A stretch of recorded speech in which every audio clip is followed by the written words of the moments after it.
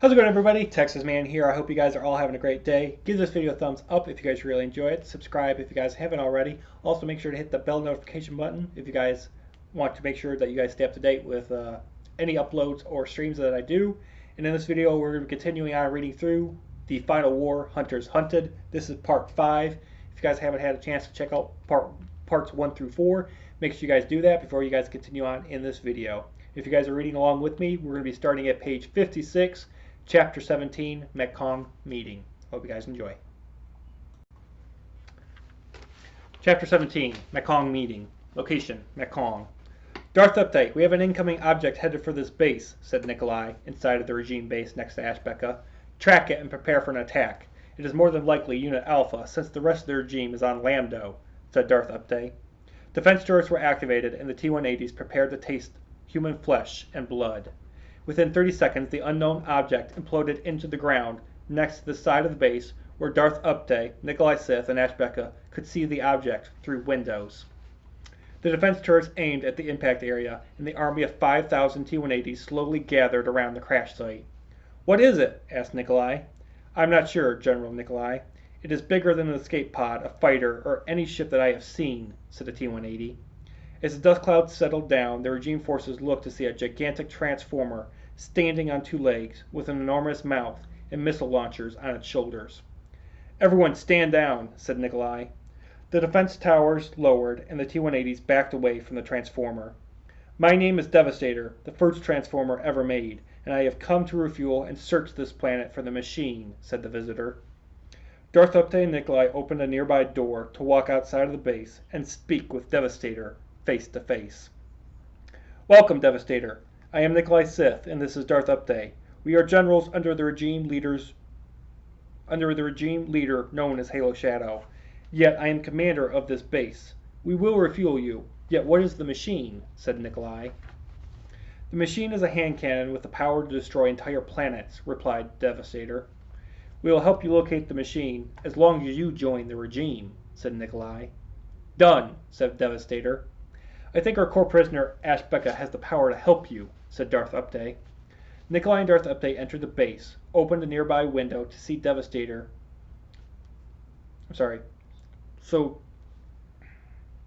Nikolai and Darth Upte entered the base, opened a nearby window so Devastator could see Ashbeka in his cell and hear him speak, and Nikolai asked the questions. "I will not tell you the location of that deadly relic," said Ashbeka.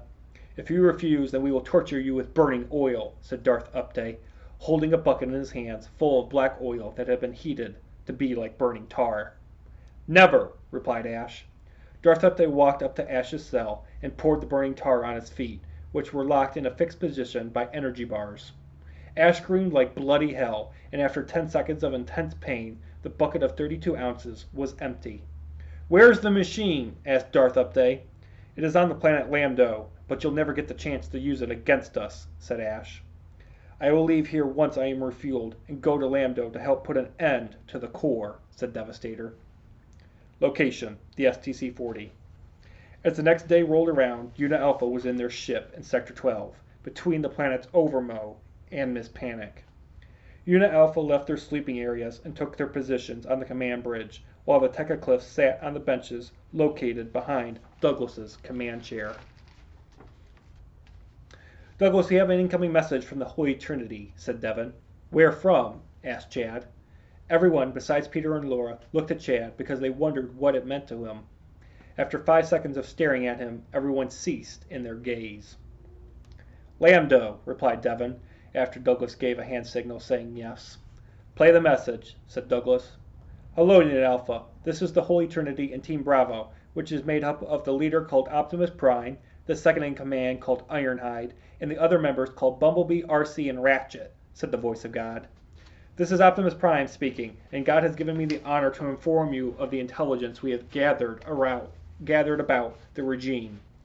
We have learned the regime was able to enter the uncharted space and took over New Heaven for a few days. Next, we know Halo and his parents, known as Cody and Mavis, have been helping him take over the universe. The 3 of them are on Lambda with a 2,000 demon army and with deadly allies called Team Doom. Team Doom is a group of evil Transformers consisting of Shockwave, Megatron, Starscream, Knockout, Soundwave, and Dreadwing, said Optimus. Devon paused the message and looked at Douglas with a look. This is a lot of information coming from our allies, said Devon. Is that a problem? Asked Douglas. I think so, since we don't know how we got this intelligence. God and Optimus are keeping the source in the dark, said Devon, before continuing the message. Next, we know that Halo has ordered Team Doom to locate a relic called the Alpha Lock, yet they will not find it because we have secured it in the underground core base. We were unable to find it first. We were able to find it first with the help of a human ally here on Lambda, but for safety reasons we can't tell his name. Also, we know that the regime has learned of your mission to make Halo mortal. I think you guys had a run-in with the regime on the planet Atlantic, and they scanned your ship to see that you were carrying relic keys. All in all, the Alpha Lock is the last relic to make Halo mortal, and it is secured. Lastly, our deep space scanners have located Ashbeka being held prisoner on the planet Macong in Sector 13. However, the tricky part is that he's being guarded by 5,000 T-180s, Darth Update, Nikolai Sith, and Devastator, said Optimus Prime. The message was over, and everyone looked at Douglas for the next move.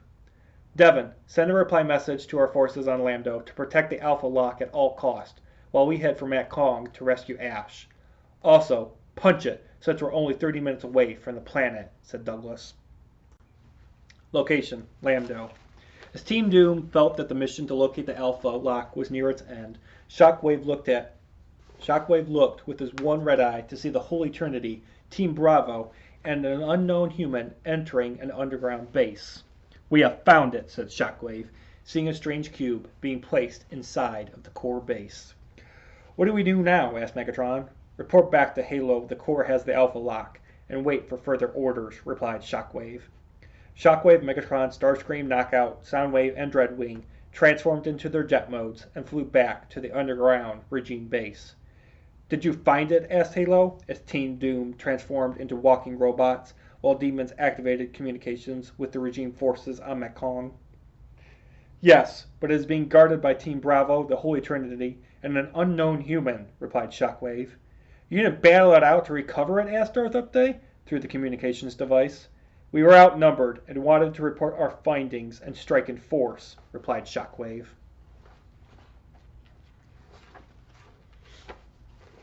I don't understand, said Halo. Understand what? Asked Cody, with Mavis next to her husband and son. The Holy Trinity must have survived the landmines during the battle on the planet Sonic, said Halo. Don't worry, son. They will be killed in that base, said Mavis. Sadly, with the underground base being in the middle of nowhere, with no landmarks to recognize it, it will make it impossible to locate it unless we were with the core, said Starscream. Halo began to realize that the core had even a greater chance of making him mortal and winning the final war. Halo, remember that we said we saw a human ally with the core near the base, said Dreadwing. Yes. Shockwave said he is unknown to us, said Halo. I know who it was, said Dreadwing. Who? Asked a Transformer voice from Macong. Who is that? Asked Shockwave, recognizing the voice. It is me, Devastator. I have joined the regime and I'm searching for a powerful relic called the Machine that can destroy planets, replied the Transformer. It was Nathan Lasky, said Dreadwing. Everyone in the regime base on Lambda and Macong was silent for a few seconds, until Halo, Cody, Mavis, Nikolai, and Darth Update looked at the Transformers, wondering if they knew who Nathan was. Nathan Lasky is well known to us Transformers. He is the person that made all the Transformers and every relic in the universe. With him part as the core, he could easily construct a superweapon to eliminate the regime within days, said Devastator. So while we've been enjoying our victory over the core on Sonic, the core has been getting ready for another battle without us knowing, said Halo. What do we do? Asked Megatron. Darth Update, Nikolai, and Devastator, take the army of 5,000 T-180s and Ashbeka away from Macong and come to Lambda, said said Halo. Location, the STC-40. Unit Alpha and the Tekla had finally arrived at the remote planet of Mekong and were prepared for the meeting of the regime that were guarding the prisoner, Ashbeka. Amy, what do scans show? Asked Douglas. Results are showing 5,000 T-180s, Nikolai Sith, Darth Update, and the Transformer known as Devastator, replied Amy. How did Devastator leave the planet Lecton where we met him? Asked Peter. If you notice back on Lecton, Devastator is no ordinary Transformer. How he has been able to travel through dimensions and to other planets without ships is possible if he has built-in energy engines, said Douglas. Further scans show that Devastator is on the regime's base perimeter, said Amy. Perfect. This will allow for a distraction while the rescuing of Ash takes place, said Douglas. How? Asked Tekacliff Phil. While you three Tekacliffs take out Devastator, Amy and I will enter the base to free Ash, and the rest of my team will protect the STC-40 from attack from the T-180s that will try to destroy it and prevent us from leaving the planet, said Douglas. You really have thought this mission through greatly, haven't you? Said Tekacliff Paul. No, I just have a feeling it'll work, said Douglas. How good are your feelings? Asked Tekacliff Dale. They must be good if they led me to my wife, said Douglas, looking at Amy. Devon piloted the STC-40 through Mekong's atmosphere, and everyone on the command bridge saw the regime base and Devastator. Chad armed the nuclear missiles and aimed them at the regime targets. Prepare to begin the attack, said Chad. Suddenly the STC-40 shook and endured heavy damage from blaster fire. What is going on? Asked Douglas. We have two regime fighters firing on us, said Amy, looking at her scanners. Chad, activate jamming, said Douglas. The fighters opened fire on the ship's engines, and smoke began fuming in the sky. The fighters circled around and prepared to fire at the command bridge. Chad! Yelled Douglas. Jamming's not working, exclaimed Chad. The two fighters fired 4 missiles, each from their bellies, and started towards the shielded window of the command bridge. Everyone braced for the impact and knew that this could be their end. Activating cloaking! Activate cloaking, yelled Douglas. Chad pressed 7 buttons, and the STC-40 vanished from sight. The 8 missiles zoomed past the ship, and the fighters remained in a still position in the sky. Chad, blow up those fighters to sky high, said Douglas. Chad redirected the nuclear missiles at the fighters and fired the trigger button. 4 missiles fired at the fire. 4 missiles fired at the fighters while being cloaked, impacted the fighters, and blew them up. Nikolai, Darth Update, Devastator, and Ash looked to the sky to see the explosion, and moments later the STC-40 uncloaked and landed outside of the regime base, which was a gigantic building with no active perimeter defense towers or perimeter defensing. Not defensing, fencing. Let's put an end to Ash's imprisonment, said Douglas. Unit Alpha and the Tekacliffs left the command bridge, exited out of the ship, and saw Devastator approaching from one side of the base, and the 5,000 T-180 army coming from the other side. Hold them for as long as you can, said Douglas. Douglas and Amy raced towards a door to enter the base, and the battle on Mekong began. The Tekacliffs engaged Devastator with their TGLs and fired blue grenades at the giant robot. Devastator stuck up the grenades with his powerful mouth and spit them onto the ground.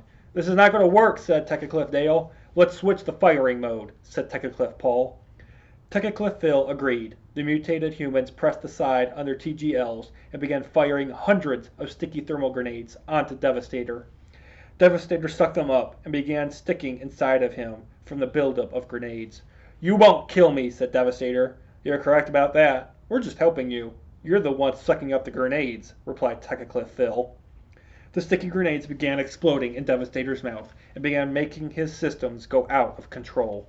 The missile launchers on Devastator's shoulders began firing missiles everywhere, and one nearly killed Tekacliff Dale while running away from Devastator.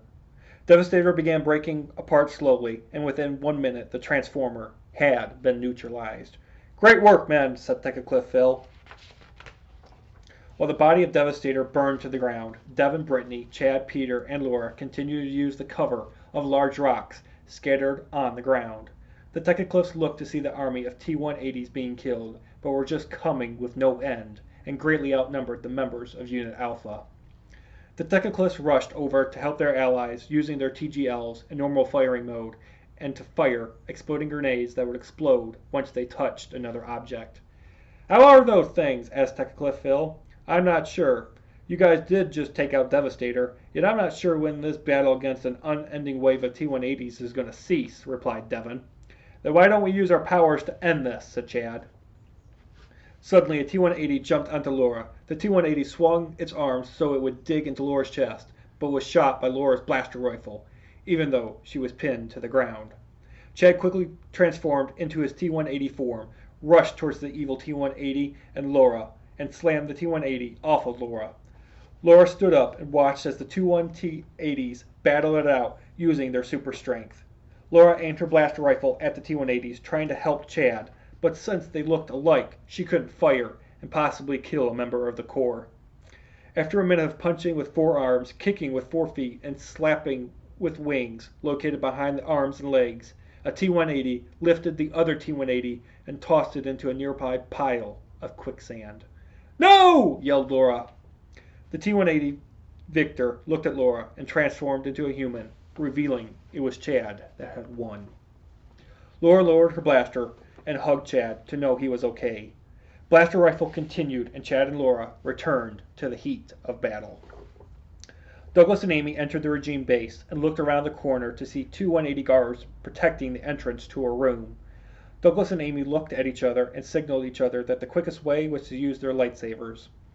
Douglas and Amy activated their lightsabers, ran the blade's end into the T-180's head. The married couple retrieved their lightsabers, shut them off, placed them on their belts, opened the door, entered the communications room, and saw a holding cell with coils that were still hot. "Ash was being held here recently," said Douglas. "The question is if they moved him to another location after our allies on Lambda learned about his location at this base, or is he being hidden in another place of this base?" said Amy. "Help!" yelled a familiar voice. "That sounded like Ash," said Amy. Douglas and Amy walked cautiously through the large communications room to come to another area of the same room to see Darth Upday and Nikolai Sith about to place Ashbeka inside of a tomb. "Halt!" said Douglas, with his and Amy's lightsabers turned on again. Nikolai, Darth Upday, and Ash looked to see Douglas and Amy prepared to rescue the Chosen One. "Move away from the tube," said Douglas. The regime generals and Ash walked slowly away from the tube, and Ash smiled at Douglas. "You really thought I was going to allow my friend to be teleported to another planet through that teleportation pod, like on the planet Sonic, so we would have to continue our hunt?" said Douglas. "Good to know you finally figured out why he wasn't on Sonic when you got there. Darth Vader and Morg moved fast when their base was attacked, but we will succeed in sending Ash to our master," said Nikolai. "What good is he going to do on Lambda?" asked Douglas. Nikolai and Darth Upday looked at each other in shock to know the Corps knew where Halo was at. "Surrender Ash over to us, and I'll make sure the Corps doesn't kill you," said Douglas, seeing the handcuffs on Ash. "We will never surrender to the likes of you," said Nikolai. "Then you can go to hell," said Darth Upday. Nikolai pushed Ash onto the ground, and both regime generals turned on their lightsabers to duel it out against the one of rare, pure, and true blood, and his wife. While Douglas clashed with Nikolai and Amy dueled it with Darth Upday, Ash watched from a distance on the cold floor. While the duel took place, a key slipped out of a pocket from Nikolai's pants and fell onto the ground next to Ash. Ash picked up the key and unlocked the handcuffs that were preventing him from using his powers. As the battle between Douglas and Nikolai raged in intensity, Douglas lost grip of his lightsaber and rolled it towards Ash. Douglas fell to the ground on his knees and surrendered to Nikolai. "I guess the prophecy of you putting an end to evil was false," said Nikolai. Nikolai swung his lightsaber to chop off Douglas's head, yet was caught in a crossfire with Douglas's lightsaber in the hands of Ashbeka. "The prophecy never said he would end evil alone," said Ash, seeing the scared face on Nikolai. The crossfire with the lightsaber ceased when Nikolai backed away. Ash charged towards Nikolai quickly and chopped off the regime general's head. Darth Upday saw his friend dead, ceased in the fight against Amy, and fled for his life. Ash helped Douglas onto his feet, gave the Corps leader back his lightsaber, and the Chosen One created his own green lightsaber and placed it on his belt. Where did Darth Update go? Asked Douglas. He ran for his life, said Amy. The group of three raced out of the regime base through the doorway Douglas and Amy entered to watch Darth Update slay the Tekka-Cliffs. The group of three tried to meet up with Darth Update, but was halted when a group of T-180s opened fire upon them. While taking cover behind rocks and killing the T-180s, Douglas watched as Darth Update and the remaining 3,000 T-180s fled the planet Mekong on a regime ship. Don't worry, Douglas. We will deal with Darth Update soon enough, said Ash, seeing Douglas's face with anger that he was not able to kill 2 regime generals in one day. 2 minutes later, the T-180s that were left behind were killed and Unit Alpha regrouped on the battlefield. Devin, Brittany, Chad, Peter, Laura, and Laura greeted Ash with happy smiles to see their friend was no longer hostage. Welcome back to active duty as a member of Unit Alpha, said Douglas. Thank you, High Commander of the Corps, replied Ash. Where are the Tekka-Cliffs? Asked Chad. Over there, said Douglas, pointing at the fallen bodies that were feet away from the remains of Devastator. Who were the Tekka-Cliffs? Asked Ash. They were my friends Phil, Paul, and Dale, from Earth, said Douglas, crying for their passing. After saying their goodbyes to the loyal Corps members, Unit Alpha of 8 active members boarded the STC-40 with supplies. Everyone placed the supplies in the storage area of the ship for later use and made their way to the command bridge. Devin, I think it is time we meet this very mysterious man, see Team Bravo for ourselves, and have the Holy Trinity tell us what we have to do with these relics we have in order to make Halo mortal on Lambda, said Douglas. Plotting a course for Lambda in Sector 3, said Devin.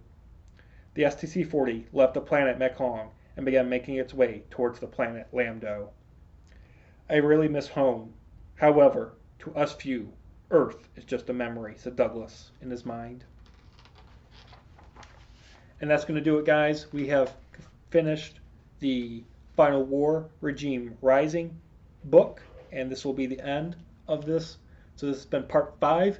Look forward to the Final War Epic End, Introduction and Overview, and all parts of that book coming out very soon. You guys have a good one. I'll see you guys in the next video or stream, whether it be here on YouTube or on Twitch at Douglas447.